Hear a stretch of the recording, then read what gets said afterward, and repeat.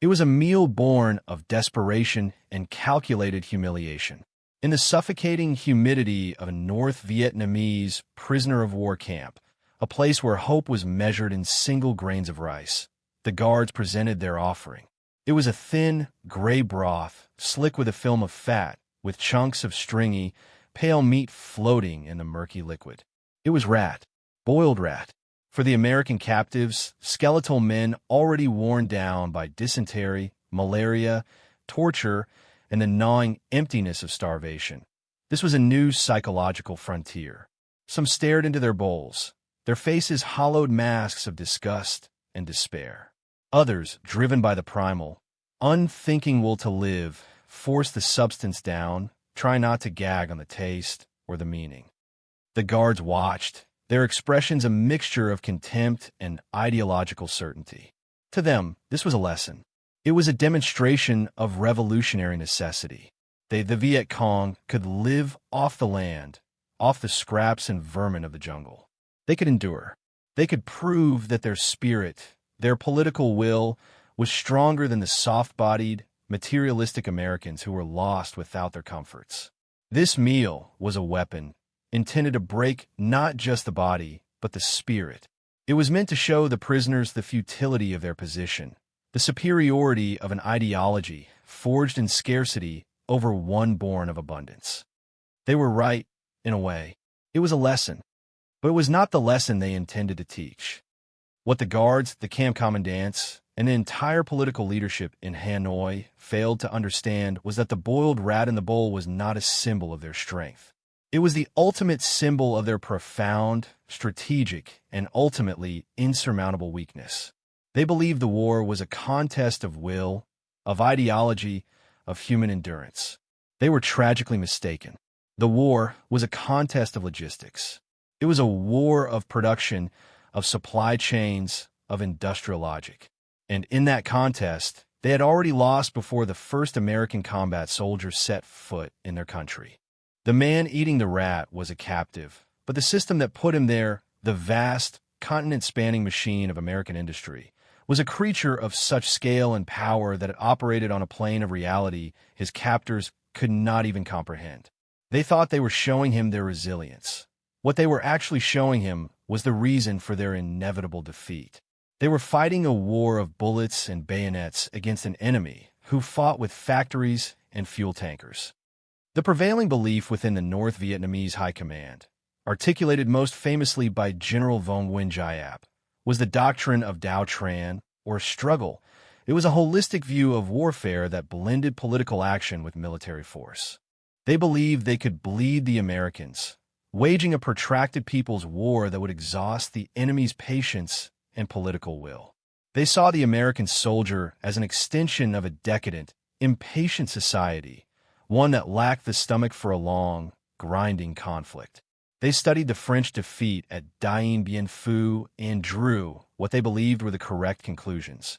A technologically superior foreign power could be defeated by a determined, ideologically motivated indigenous force that was willing to accept staggering casualties. Their entire strategy was predicated on this asymmetry. They would trade lives for time, knowing they had a greater supply of the former and that the Americans had a limited reserve of the latter. Ho Chi Minh's famous proclamation to the French in 1946 echoed in their strategy sessions. "You can kill 10 of my men for every one I kill of yours. But even at those odds, you will lose and I will win."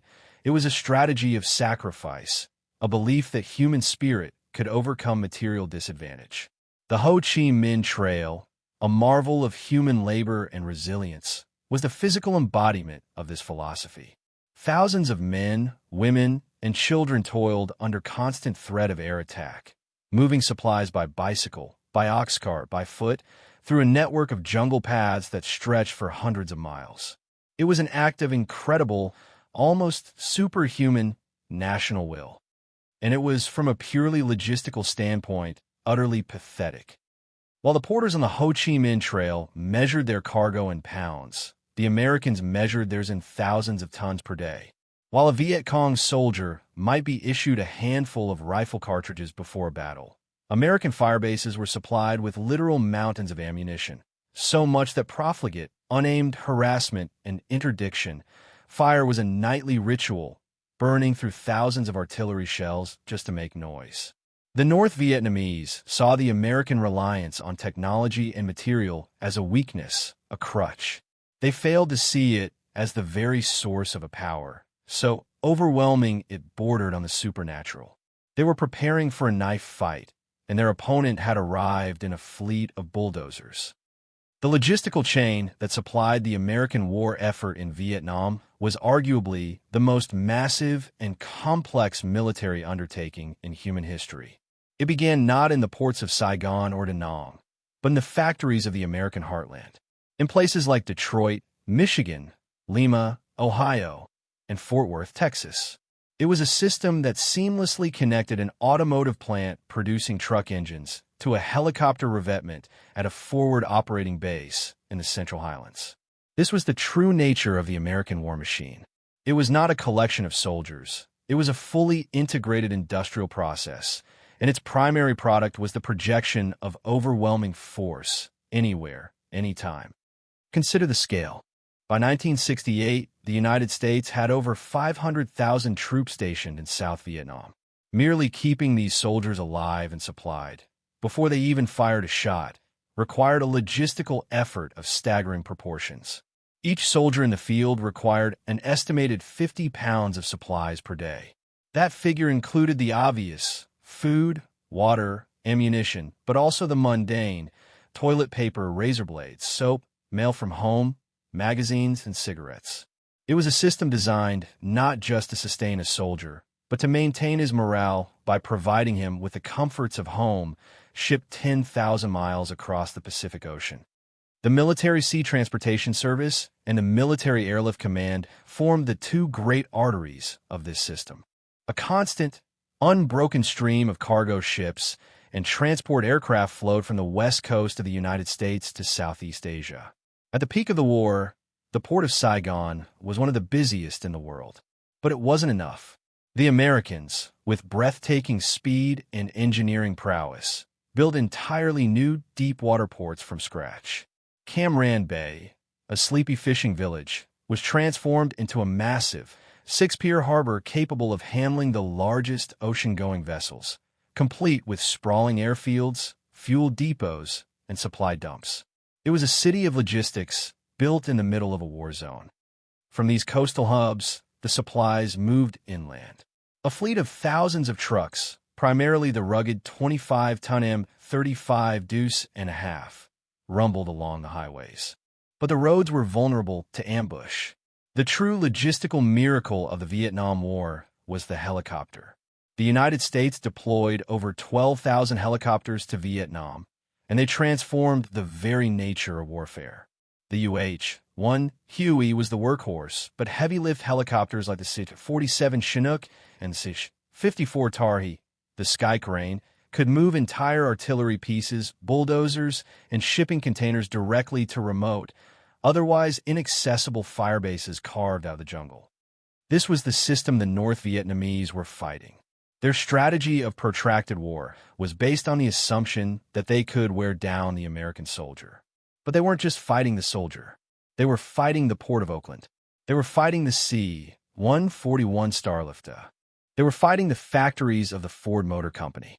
They were fighting a system that could deliver not just bullets and bombs, but ice cream and beer to a hilltop in the middle of nowhere. The boiled rat was not a sign of their strength. It was a testament to the fact that they were living in a different logistical century than their enemy.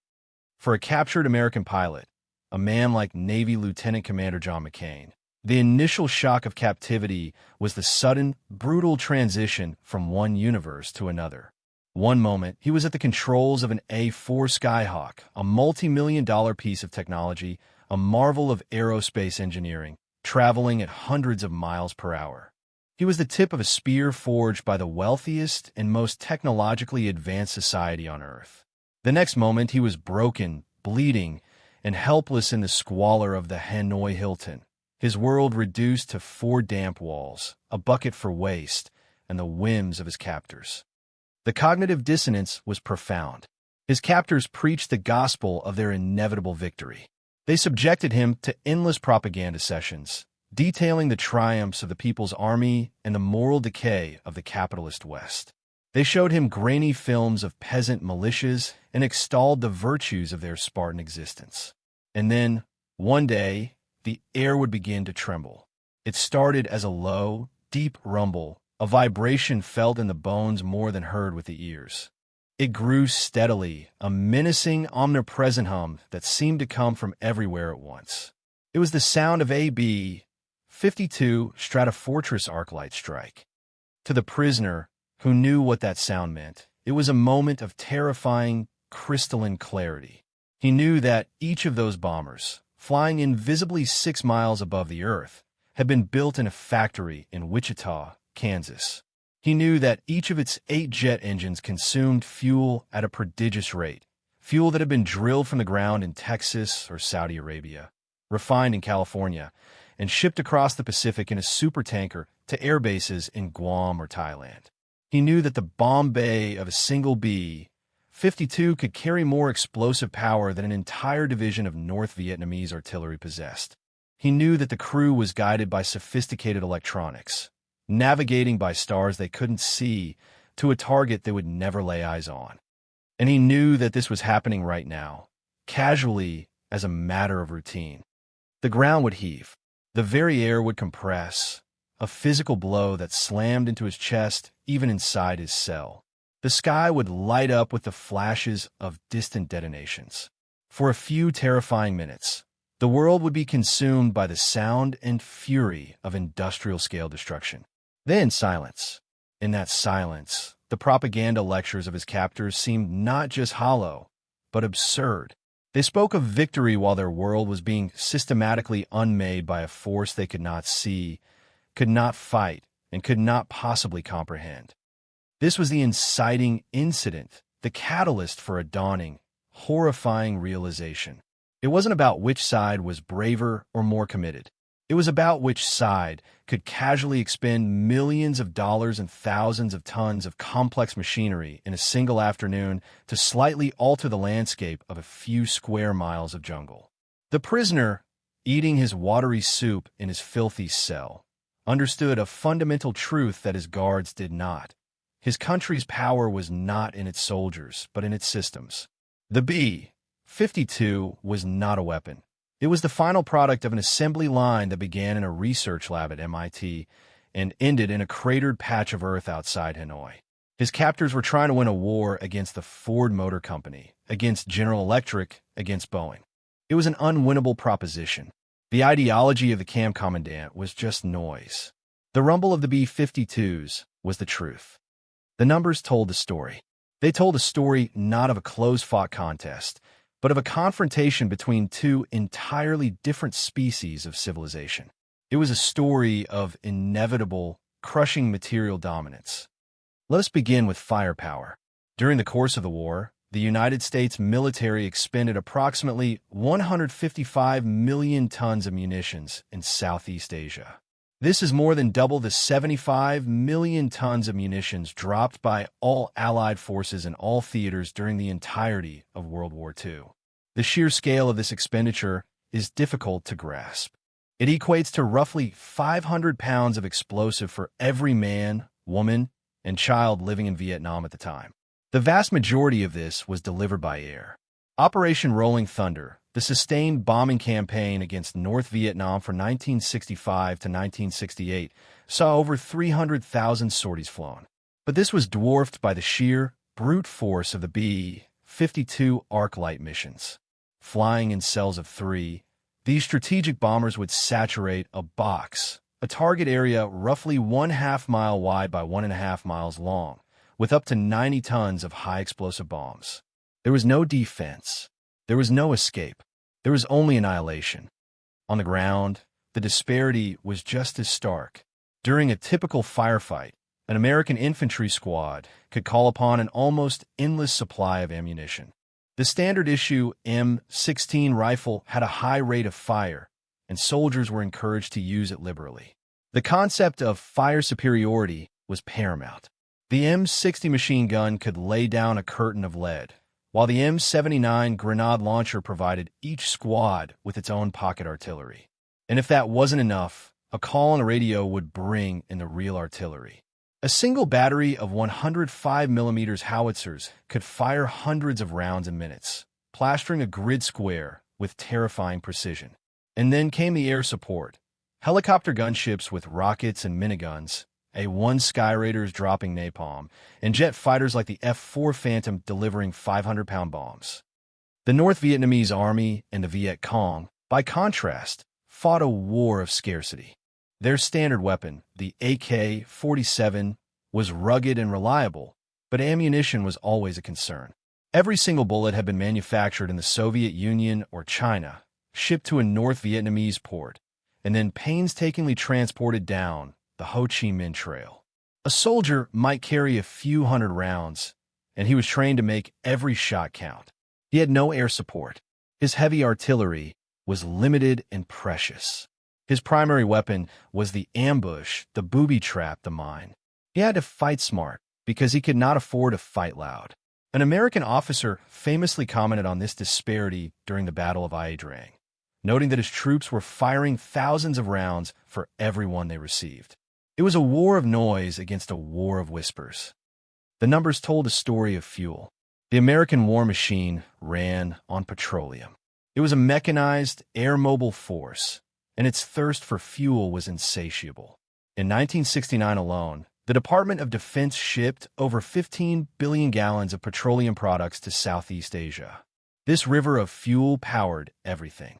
It powered the B-52s flying from Guam, the F-4s launching from carriers in the South China Sea, the vast fleets of Huey helicopters that crisscrossed the skies of South Vietnam, the tanks and armored personnel carriers, the trucks on the roads, the patrol boats in the Mekong Delta, and even the generators that powered the air conditioners and ice cream machines at the major bases. The construction of massive fuel depots and pipeline systems, like the one that ran from the port at Cam Ranh Bay inland, was a top logistical priority. Fuel was the lifeblood, and it flowed in unimaginable quantities. The North Vietnamese, again, operated in a different reality. Their transportation network was powered by human muscle and the internal combustion engine of the occasional Soviet-built truck. These trucks were the prime targets of American air power, forced to travel at night, without headlights, on camouflaged roads. A single American fighter bomber on a routine interdiction mission could, by destroying a single truck, eliminate the logistical equivalent of hundreds of human porters, burning more fuel in its 30-minute flight than that truck could have carried in a year. The North Vietnamese High Command had to husband its fuel reserves with miserly care. The Americans treated it as an almost infinite resource. The numbers told a story of food, comfort, and waste. The American logistical system was designed to do more than just supply the tools of war. It was designed to project the American standard of living into a war zone. At large bases like Long Binh, Da Nang, or Cam Ranh Bay, soldiers had access to sprawling post exchanges, or PXs. These were essentially American department stores, stocked with tax-free goods, stereo systems, cameras, watches, cigarettes, candy, and magazines. They had air-conditioned movie theaters, swimming pools, and fast food-style restaurants. Even at remote fire bases, the helicopter supply chain ensured a steady flow of comforts. Sea rations, while monotonous, were nutritionally complete and often supplemented with sundry packs containing cigarettes and candy. Whenever possible, units were supplied with rations, hot meals prepared in field kitchens, often featuring steak and potatoes. And there was beer. Cans of Pabst Blue Ribbon and Schlitz, brewed in America, were shipped in refrigerated containers across the Pacific, a logistical feat that was, in its own way, as impressive as any military operation. One of the most profound moments of culture shock for captured Vietcong, or NBA soldiers, was not the sight of American weaponry, but the sight of American garbage. They would see dumps filled with half-eaten meals, discarded cans, empty bottles, and used equipment. To them, men who would reuse a single grain of rice, this casual display of waste was both baffling and demoralizing. It spoke of a level of abundance so extreme that it defied their understanding of how the world worked. It was the physical evidence that they were fighting not just an army, but a culture of limitless material wealth. The American soldier might complain about the food, but his enemy was literally starving. The boiled rat in the POW camp was not an anomaly. It was the logical endpoint of an entire system built on scarcity. The steak dinner at the Long Bin Officers Club was the product of a system built on the opposite principle. The numbers told the real story. It was a story of a factory versus a jungle, a spreadsheet versus a revolutionary tract. And the factory was winning. The abstract, overwhelming statistics of the American war machine were made real in the daily lives of the soldiers on both sides. The war was experienced not as a grand strategic contest, but as a series of small, visceral encounters with this profound material disparity.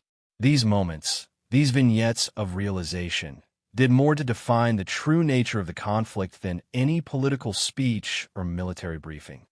A diary entry from a young North Vietnamese soldier, discovered after a skirmish in the A Shao Valley, captured the sense of awe and dread. He wrote not of combat, but of the night. He described his first sight of a nearby American firebase, perched on a hilltop. He had expected a few flickering lanterns, a small, dark outpost. Instead, he saw a city. It blazed with electric light, the perimeter illuminated by massive searchlights that swept the darkness. The glow was visible for miles. He could hear the constant thrum of generators. And then there were the helicopters. They arrived and departed all night long, their navigation lights blinking in the sky like a swarm of angry, mechanical fireflies. To this soldier, who had spent months walking down the Ho Chi Minh Trail in near-total darkness, who knew the value of a single battery for a flashlight, this casual, profligate expenditure of energy was terrifying. It spoke of a power that was not just military, but almost elemental. It was the power to conquer the night itself. From the American side, a letter home from a young Marine stationed at Key, San in 1968 told the other half of the story. He was writing from a position under siege, surrounded by tens of thousands of NVA troops, in one of the most intense battles of the war. But his letter wasn't filled with fear and desperation. He wrote about the Super Gaggle. This was the daily resupply mission. A fleet of C-130 Hercules transport planes, escorted by fighter jets, would fly low over the combat base. The rear cargo doors would open, and massive pallets of supplies, ammunition, water, food, medical supplies, mail, would be dragged out by parachutes, dropping onto the runway. He described the ground shaking as the pallets landed. He wrote, with a kind of dark humor, about the absurdity of all. They're trying to starve us out, he wrote of the NVA, but we're eating better than we did back in the rear. They brought in a whole pallet of steaks yesterday. Even in the midst of a desperate siege, the American logistical system could deliver not just survival, but luxury. Interrogation reports of captured enemy soldiers are filled with similar moments of dawning comprehension. A Vietcong guerrilla, captured near the Mekong Delta, was less interested in questions about his unit's position than he was in the food he was given. He was handed a C-ration meal, which included a can of pound cake and a chocolate bar. He had never tasted anything so sweet, so rich. He asked the interrogator, through a translator, if all American soldiers ate like this every day. When the answer was yes, a look of profound resignation crossed his face.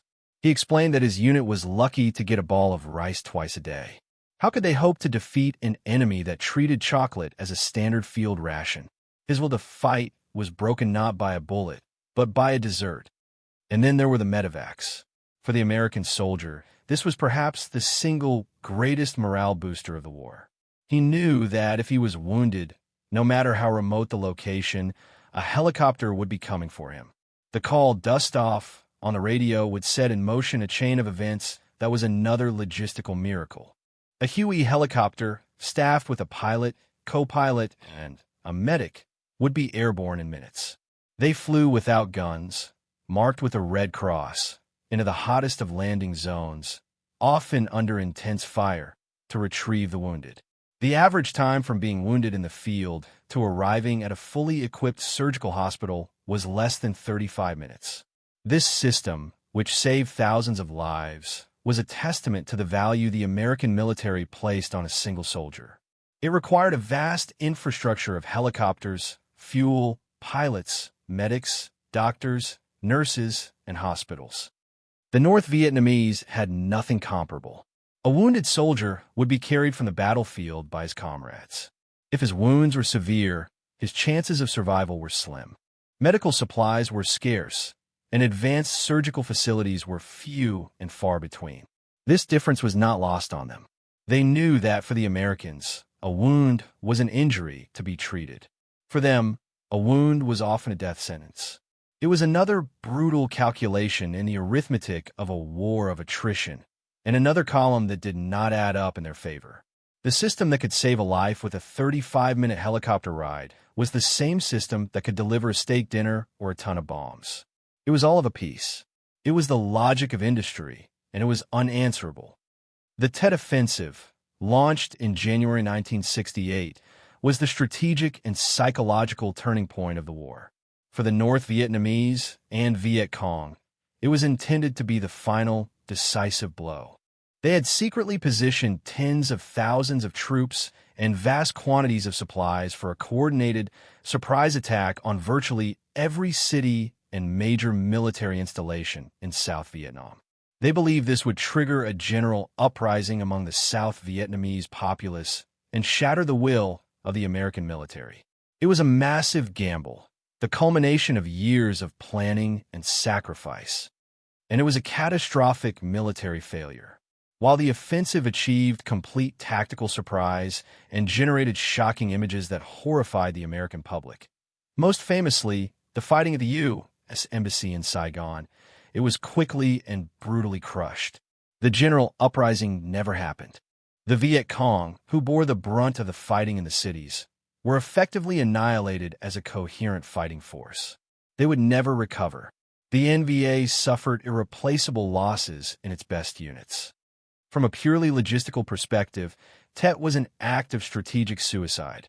In a few short weeks, the North Vietnamese expended years' worth of painstakingly accumulated resources. They threw their entire savings account into a single, desperate bet and lost. The American and South Vietnamese response was not subtle or tactically elegant. It was a simple, overwhelming application of firepower. In cities like Hue and Saigon, entire city blocks were leveled by airstrikes and artillery to root out pockets of resistance.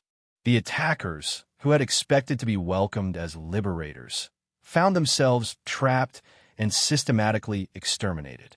The aftermath of Tet revealed the fatal flaw in Giap's strategy. He had won a tremendous political victory in the United States, turning a majority of the American public against the war. But he had paid for it with the destruction of his finest fighting forces. The American machine, though politically damaged, was materially unscathed. It simply restocked. New shipments of ammunition, fuel, and equipment arrived from the endless production lines back home. For the Americans, Tet was an expensive quarter. For the North Vietnamese, it was a generational catastrophe. They had traded their best men and material for a change in American public opinion. It was a trade they could only make once. This was the point of no return. After Tet, the war on the ground changed. The fighting was increasingly carried on by the regular NVA, who infiltrated from the north. The indigenous Southern insurgency was largely a spent force, and the Americans, under General Creighton Abrams, shifted their strategy to one that leveraged their material superiority even more heavily. The focus became interdicting the supply lines, using an astonishing array of technology, airdrop sensors, infrared surveillance, and overwhelming air power to find and destroy the trucks, the supply dumps, and the men of the Ho Chi Minh Trail. The ultimate concession, the admission of this fundamental truth, came years later, after the war was over. In post-war interviews and memoirs, North Vietnamese commanders, while celebrating their ultimate victory, spoke with a kind of baffled awe about their former enemy. They did not speak of the American soldiers' fighting skill or courage, which they often dismissed. They spoke of the machines. They spoke of the logistics. They spoke of the sheer, terrifying abundance. In a conversation with an American counterpart, one NVA colonel delivered the most telling epitaph for the conflict. He said, "We were not scared of you. We could deal with your infantry, your tanks, your tactics. But we were terrified of your B-52s. We were terrified of your artillery. The firepower was unbelievable. We were never defeated by you on the battlefield."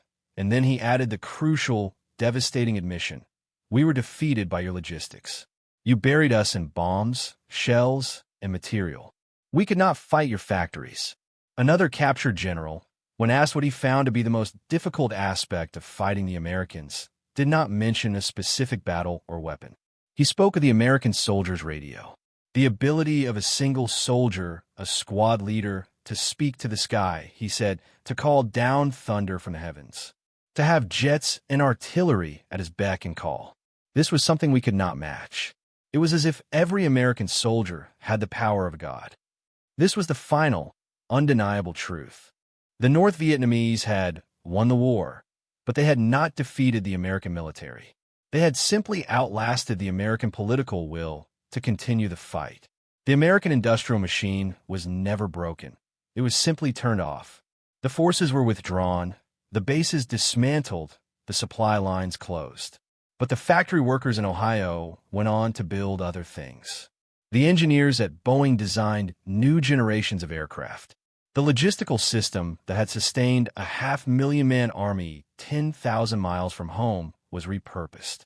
The power remained. It was simply pointed elsewhere. The North Vietnamese had won their country, but they had lost the argument. The ideology of revolutionary struggle had not triumphed over the ideology of industrial capitalism. It had merely survived its attention. And so, we return to the beginning, to the prisoner of war, staring into a bowl of boiled rat. His captors believe they're teaching him a lesson about the superiority of their spirit, their endurance, their revolutionary will. They believe this meal is a symbol of their strength. But the true lesson is this. In the same 24-hour period that this prisoner is being forced to eat vermin to survive, the American logistical system in its theater of operations is accomplishing a series of routine miracles. It is delivering over 60,000 tons of dry cargo and 200 million gallons of petroleum. It is flying thousands of helicopter sorties, moving men and material across the country with impunity.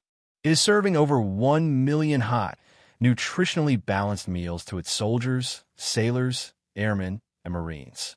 At the Long Binh post, just a few hundred miles from that prison camp, the freezers in the mess halls are being stocked with thousands of pounds of prime American beef, and the PX is selling cold six-packs of Coca-Cola, brewed in Atlanta, Georgia. A B-52 crew, having just dropped its payload of bombs, is sitting down to a hot meal on the island of Guam before watching a Hollywood movie. The war in Vietnam was not a contest between two armies. It was a contest between two systems. One system was built on human sacrifice, political will, and the ability to endure unimaginable hardship. The other was built on mass production, systems analysis, and the ability to generate and project overwhelming material power. The boiled rat is the perfect symbol of the first system. The refrigerated can of Coca-Cola is the perfect symbol of the second. In the end, the North Vietnamese won. They achieved their political objective. But it's the nature of that victory that reveals the deeper truth. They did not win because their system was superior. They won because their opponent, a nation for whom this conflict was a distant and limited enterprise, simply decided to stop playing the game. The factory was not destroyed. The assembly line was merely shut down. The crushing weight of statistics, the relentless logic of production, was never refuted. The final, staggering numbers of the war tell the tale. Over 27 million Americans served in Vietnam. The war cost the United States over $168 billion, the equivalent of over $1 trillion today. Over 15 million tons of munitions were expended. The American military flew 12 million helicopter sorties. The sheer industrial output focused on that small corner of Southeast Asia was, and remains, without precedent. The prisoner of war who ate the rat eventually came home. He returned to a country of unimaginable abundance, a place where supermarkets overflowed with food and highways were choked with cars. The contrast between the world he had left and the world to which he returned was the ultimate confirmation of the lesson he had learned in his cell. It is a lesson that echoes through history. That ideology is a powerful force. The human will is capable of incredible feats of endurance. But in the brutal calculus of modern warfare, victory does not go to the side with the most determined spirit. It goes to the side with the most efficient factories, the most reliable supply chains, and the greatest capacity to turn natural resources into overwhelming, soul-crushing firepower. They didn't beat us. They simply outlasted us. We didn't lose the war. We lost the will to continue paying the bill for a victory that was, from a purely material standpoint, already won. The rat in the bowl was never a symbol of strength. It was a prophecy of a victory that could only be achieved by default.